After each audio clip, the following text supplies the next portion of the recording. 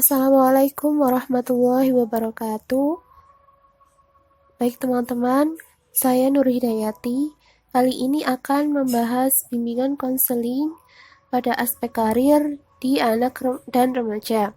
Pertama teman-teman, kita harus mengetahui apa itu bimbingan karir. Nah, bimbingan karir adalah pelayanan bantuan peserta didik baik secara perorangan maupun kelompok, agar mampu mandiri dan berkembang secara optimal dalam berbagai hal, misalnya mengembangkan pribadi anak itu, mengembangkan sosialnya, mengembangkan cara belajar dan minat belajarnya, dan mengembangkan karirnya melalui berbagai jenis layanan dan kegiatan yang dilakukan. Selanjutnya ada tujuan pada bimbingan karir anak dan remaja. Nah, teman-teman, setelah memahami pengertian di atas, kali ini kita akan membahas tentang tujuan bimbingan karir pada anak dan remaja.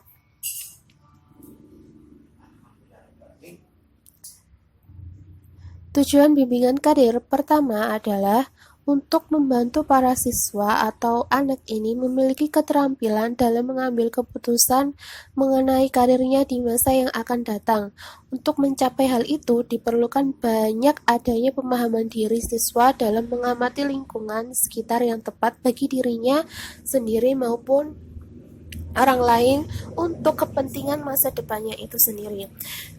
Menurut ahli yakni W.S. Winkel berpendapat bahwa bimbingan konseling itu memiliki 3 tujuan.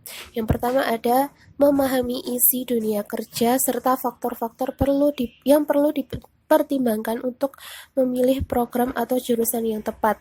Yang kedua ada memiliki sifat positif terhadap diri sendiri serta pandangan yang objektif dan maju terhadap dunia kerja, dan yang terakhir, membuat keputusan yang realistis tentang karir yang dipilih sesuai dengan kemampuannya.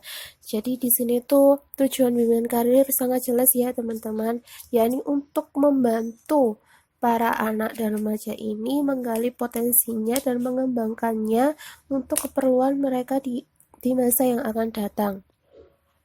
Selanjutnya ada fungsi bimbingan karir. Fungsi bimbingan karir yang pertama adalah contohnya para siswa.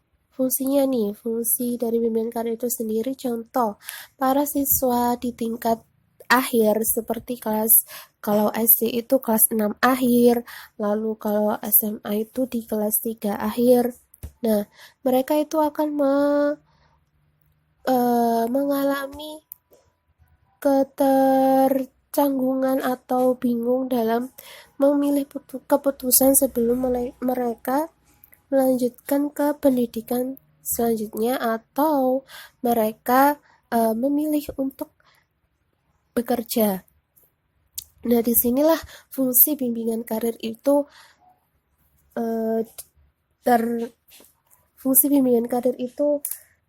dibutuhkan.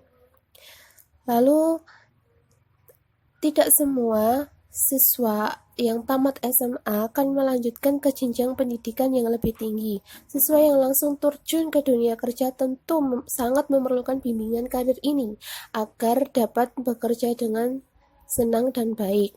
Selanjutnya, fungsi bimbingan karir adalah siswa merupakan angkatan kerja yang potensial. Merekalah yang akan menentukan bagaimana keadaan negara yang akan datang. Mereka merupakan sumber daya manusia dalam pembangunan. Oleh karena itu, diperlukan persiapan yang sebaik-baiknya untuk menghadapi masa depan. Selanjutnya, pada kenyataan, para siswa-siswa SMA sedang dalam masa remaja, yang merupakan masa peralihan dari masa anak-anak ke masa dewasa. Pada umumnya, mereka belum dapat mandiri sehingga memerlukan bantuan dari orang lain untuk menuju kemandirian. Sehubungan dengan itu, mereka sangat memerlukan bimbingan karir ini sendiri, termasuk bimbingan karir yang menyiapkan kemandirian dalam hal pekerjaan dan pengembangan potensinya. Selanjutnya, yang terakhir, fungsi bimbingan karir itu adalah selain siswa SMA dan SD, SMP itu juga membutuhkan bimbingan, baik untuk melanjutkan pendidikan yang lebih tinggi atau mencari pekerjaan karena suatu sebab faktor-faktor yang mendukung tidak tidak tercapainya melanjutkan ke pendidikan selanjutnya. Tuh teman-teman.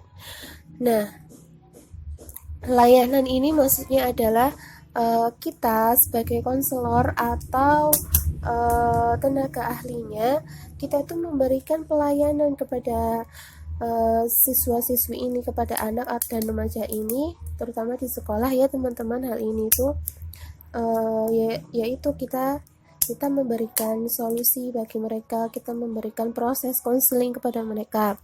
Nah, layanan itu juga harus memiliki pendekatan loh dalam bimbingan konseling itu sendiri. Nah, contoh pendekatan yang dilakukan adalah pendekatan individual, pendekatan kelompok, dan lain-lain. Nah, pendekatan individual ini maksudnya dengan cara melalui penyuluhan karir atau melakukan bantuan dengan melakukan penyuluhan karir yang meliputi dua cara. Yang pertama ada konseling tentang pemecahan kesulitan dengan tujuan mengatasi masalah yang dihadapi siswa.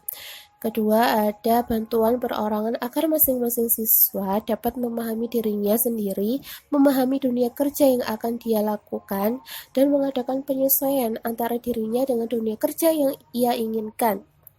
Yang kedua adalah pendekatan kelompok. Nah, di pendekatan kelompok ini ada beberapa faktor atau aspek ya. Ada 4 faktor. Ada paket belajar, yakni pelaksanaan bimbingan karir menggunakan 5 paket belajar, yakni pemahaman diri, nilai-nilai, pemahaman lingkungan, hambatan-hambatan dan cara mengatasinya, dan merencanakan masa depan yang akan dilaluinya. Pengajaran unit, papan buletin. Papan buletin ini petugas BK atau kita sebagai konselor memasang informasi tentang berbagai jenis pekerjaan dan bahannya diambil dari guntingan suatu pekerjaan dan lain-lain. Jadi ini seperti lebih ke poster ya. Selanjutnya ada hari karir dalam pendekatan kelompok. Hari karir ini kegiatan untuk mengisi hari-hari tertentu yang diisi dengan ceramah dan sumber suatu pekerjaan. Melalui kegiatan ini diharapkan agar para anak atau peserta didik memperoleh informasi dan pemahaman yang lebih terhadap berbagai permasalahan karir dan juga memperoleh pemahaman tentang dirinya sendiri secara lebih mendalam. Contoh kegiatan ini diskusi, terus pemeran drama dan lain-lain. Yang terakhir ada karya si wisata, yakni para anak atau peserta didik dapat diajak berkunjung ke tempat suatu